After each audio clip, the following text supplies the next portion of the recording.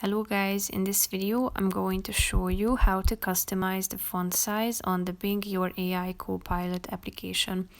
But first I just want to mention, don't forget to subscribe to my channel because at 10,000 subscribers I am going to show you my whole YouTube revenue statistics and growth strategy, how to make money online. Now let's jump into it.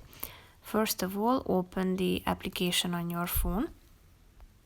After that, you should tap on this news button down below, which is the second option on the left side. Then select a category and select an article that you would like to read. And if you would like to change the font size, click on this more button in the upper right corner of the screen.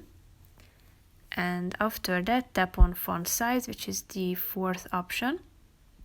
And here you can see a slide at the top of the screen. So feel free to change the font size by dragging this button and move it to the relevant part. So here you can see how it changes. So that's how you can set the font size. That's pretty much it for this video, guys. See you in the next one. Bye bye.